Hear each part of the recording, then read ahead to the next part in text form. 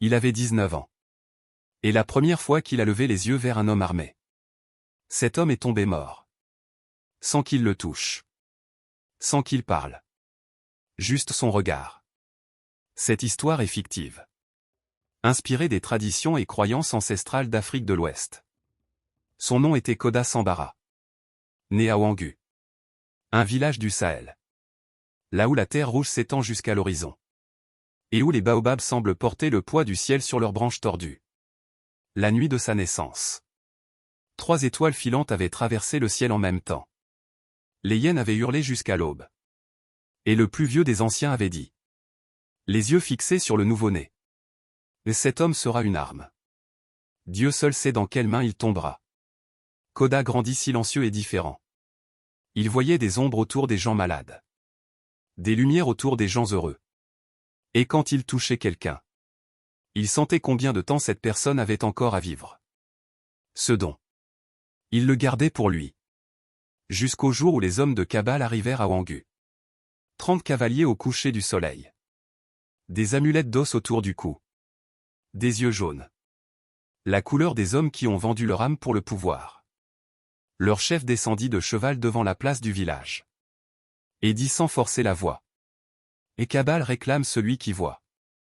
Livrez-le et le village vivra. Refusé et Ouangu brûle cette nuit. Personne ne bougea. Personne ne parla. Sauf Koda. Il s'avança sur la place. Et regarda le chef dans les yeux. L'homme tomba. Les genoux d'abord. Puis les mains. Comme un arbre qui plie sous un vent invisible. Il tremblait. La bouche ouverte sans son. Les yeux révulsés vers un ciel qu'il ne voyait plus. Dans ce regard. Koda avait vu toute la noirceur de cet homme. Tous les villages brûlés. Tous les innocents sacrifiés. Et cette vérité était remontée comme un poison. Et avait tout ravagé de l'intérieur. Les soldats repartirent en portant leur chef inconscient. Mais Koda savait. En regardant la poussière rouge qu'il soulevait dans le soir. Qu'il reviendrait. Avec beaucoup plus d'hommes. Et beaucoup moins de pitié. Cette nuit-là. Le vieux griot Hassan réunit les anciens autour du feu. Il raconta l'existence du Djuru. Le feu des origines. Un pouvoir antérieur à tous les royaumes. Antérieur à toutes les guerres. Les rares êtres nés avec le Djuru pouvaient voir les âmes. Sentir le destin dans la chair des gens. Et dans les moments de danger extrême. Projeter cette vision vers l'extérieur comme une arme invisible. Mais le Djuru avait un prix. Chaque fois qu'il se déclenchait sans contrôle. Il prenait quelque chose à son porteur. Un souvenir. Une partie de sa mémoire. Ou des années entières de vie. Kabale le savait. Il chassait les porteurs du Djuru depuis 20 ans. Il en avait capturé 3. Enchaînés dans sa forteresse de Darga au nord. Leurs dons tordus et corrompus par des rituels noirs. Utilisés comme des armes vivantes contre ses ennemis. Mais Koda doit partir cette nuit. Dit Hassan. S'il reste. Kabale revient avec 100 hommes. Et Ouangu disparaît de la surface de la terre. Sa mère voulut protester. Hassan leva la main doucement. Il ne partira pas seul. Il désigna Soro. 17 ans. Le plus jeune des guerriers formés de Ouangu. Les yeux calmes comme une surface d'eau avant la tempête. Une koutla à la ceinture et sur l'épaule gauche. Une cicatrice en forme de croissant. Marque des combattants de sa lignée. Reçu lors de son premier affrontement à 15 ans. Soro regarda Koda sans parler. Koda sentit en lui quelque chose de rare. Une âme sans peur. Pas parce qu'il ne connaissait pas le danger. Mais parce qu'il l'avait regardé assez longtemps. Pour ne plus le craindre. Ils partirent avant l'aube. Ils n'avaient pas encore atteint la lisière de la forêt. Que Ouangu brûlait déjà. Koda se retourna. Les flammes montaient dans le ciel noir comme des colonnes de colère. Les cris voyageaient dans le vent chaud. Les cases s'effondraient une à une dans des gerbes d'étincelles.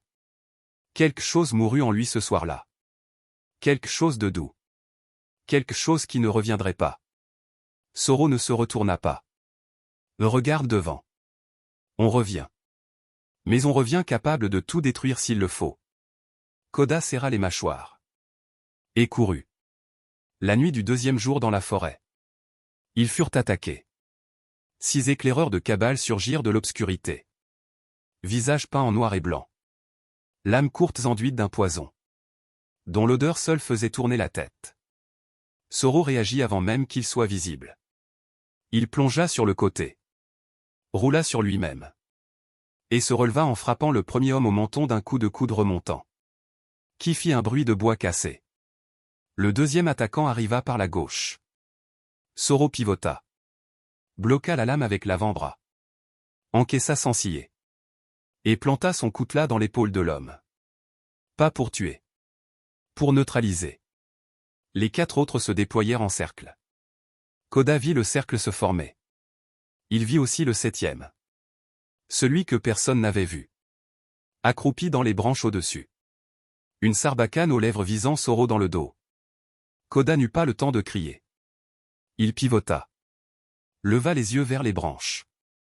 Et regarda. La vague du Juru frappa l'homme dans les branches. Comme un mur d'air brûlant. Il tomba de son perchoir sans un son. Mais Koda s'effondra en même temps. Soro finissait de neutraliser les derniers assaillants. Quand il se retourna et trouva Koda à genoux dans la terre de la forêt. Les mains tremblantes. Les yeux perdus. Et qu'est-ce qui se passe? Le Juru prend, dit Koda entre ses dents. Il m'a pris le visage de ma mère. Je ne vois plus son visage.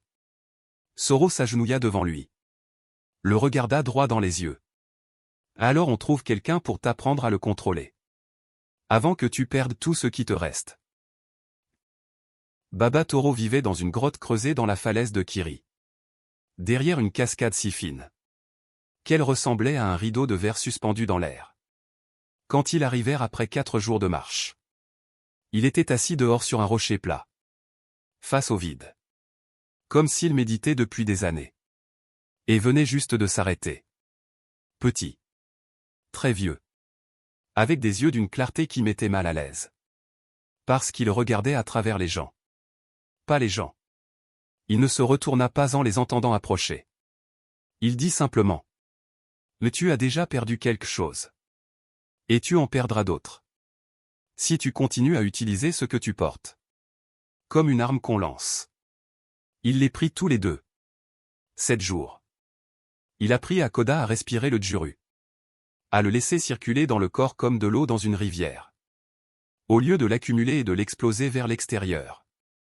Il lui apprit à former des boucliers d'énergie. Des parois invisibles mais denses. Que les lames maudites ne pouvaient pas traverser. Et que les ondes noires des rituels de Kabbale venaient frapper comme des vagues contre de la roche. Il lui apprit à voir dans le noir. Pas avec les yeux. Mais avec le Juru tendu comme une peau de tambour. Qui vibrait au contact de toute présence corrompue. À 100 pas de distance. Et puis un soir. Au 7e jour. Baba Toro dit la chose que Koda n'attendait pas. Les 3 porteurs que Kabbale détient prisonniers à Darga. Sont encore en vie. Mais leurs dons sont enchaînés. Par des anneaux de fer noir. Forgés avec du sang versé volontairement. Lors de rituels que je ne nommerai pas. Ces anneaux ne se brisent pas par la force. Ils se brisent quand quelqu'un accepte de porter toute la souffrance accumulée par le prisonnier. Depuis le moment de sa capture. La douleur ne peut pas être volée. Elle doit être reçue librement. Koda dit sans hésiter. Alors je la recevrai.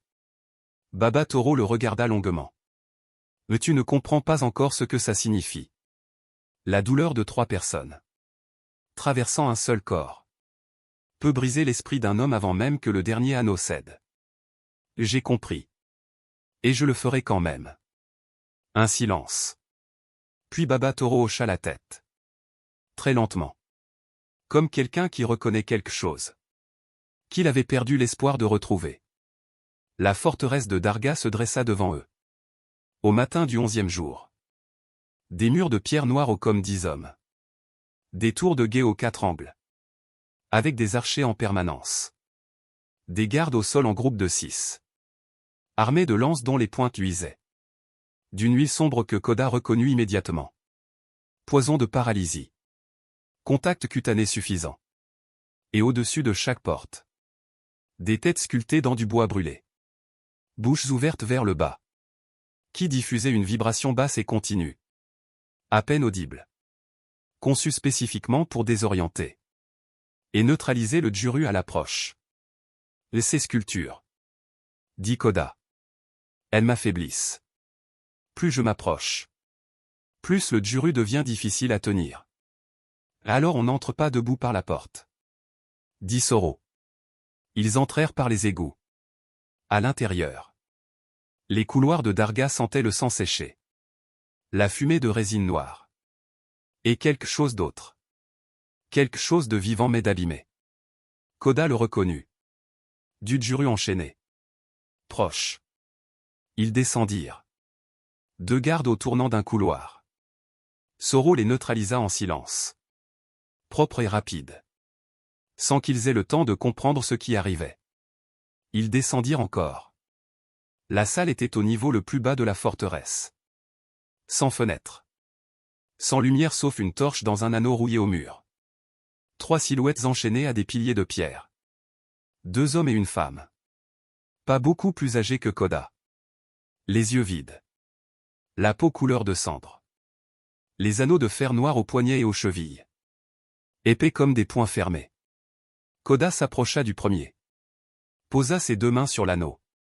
Et la douleur arriva. Pas une douleur physique. Quelque chose de beaucoup plus profond. Des mois d'obscurité totale. Des rituels répétés chaque nuit. La terreur permanente. L'humiliation. Le sentiment d'être une chose et plus une personne. Tout cela traversa Koda d'un seul coup. Comme si on l'avait plongé dans une rivière de glace brûlante.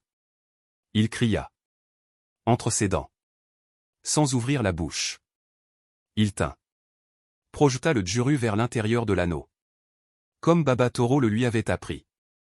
Pas une explosion. Une pression continue et profonde. Comme une racine qui fend la roche. L'anneau résista. Vibra. Chauffait contre ses paumes. Puis se fendit. Dans un son comme un os qui casse au ralenti. Le premier prisonnier leva les yeux. La couleur revint dans son visage. Lentement. Comme de l'eau qui remonte dans une terre trop longtemps sèche. Koda chancela.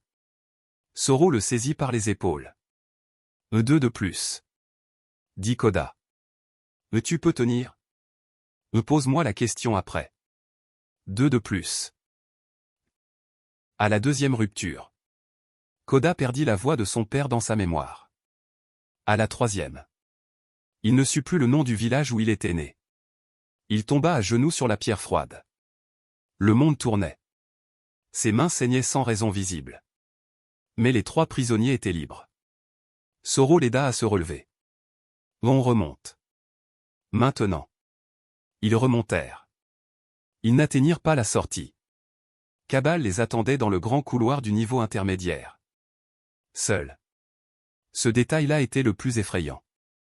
Il n'avait pas besoin de garde autour de lui. Grand. Plus grand que dans l'imagination qu'on se fait des gens dangereux. Habillé de noir avec des bandes de cuir rouge aux avant-bras. Des scarifications rituelles sur tout le visage et le cou. Qui brillaient d'une lumière sourde. Comme de la braise enfouie sous des cendres.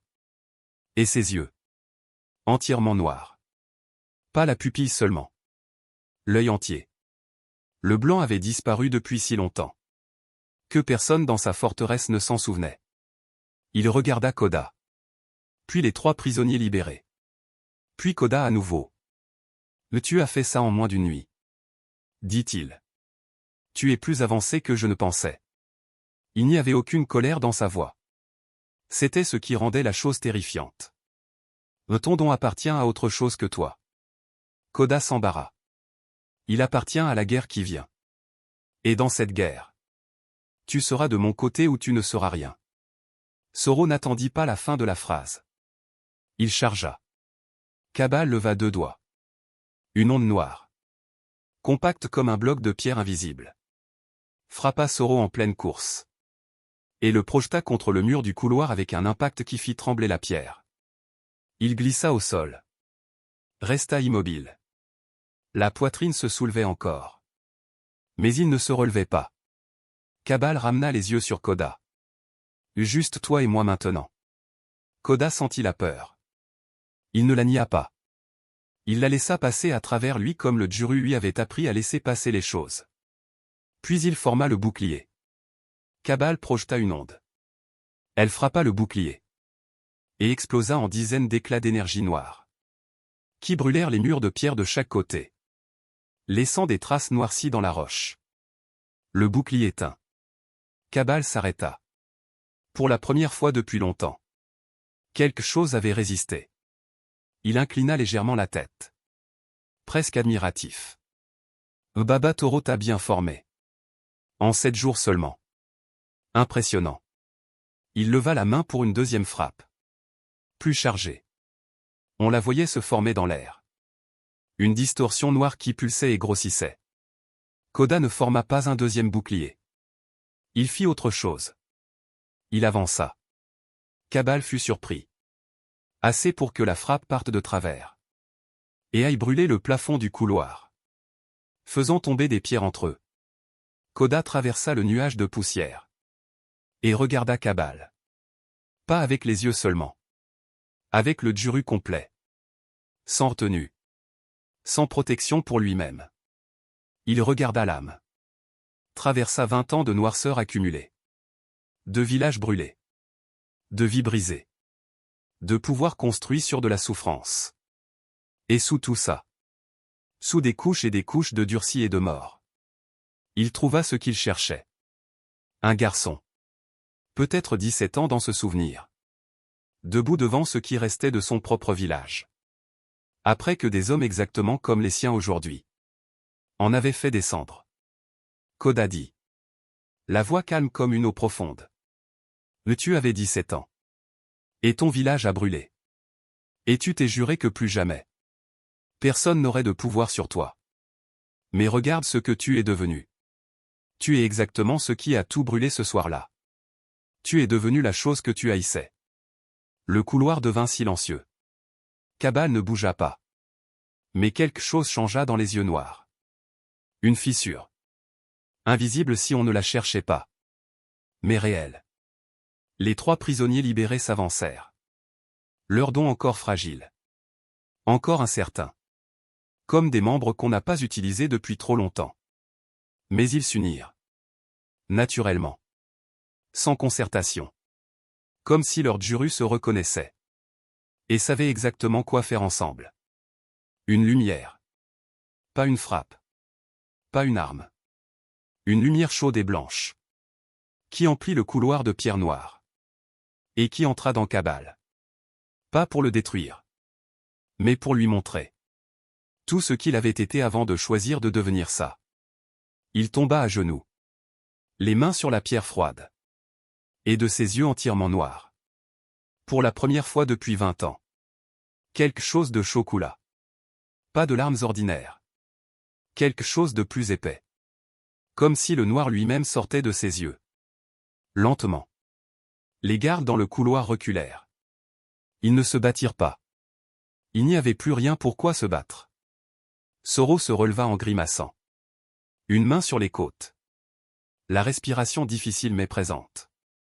Il regarda Koda. On sort. Ils sortirent. Les 5 ensemble dans la lumière du matin qui se levait sur la pierre noire de Darga. La cour de la forteresse était vide. Les gardes avaient disparu. Comme des hommes qui sentent qu'une ère vient de se terminer. Et qui préfèrent ne pas être là pour la suite. Ils retournèrent à Wangu. Ce qui restait de Wangu. Les cases brûlées jusqu'aux fondations. Les murs effondrés.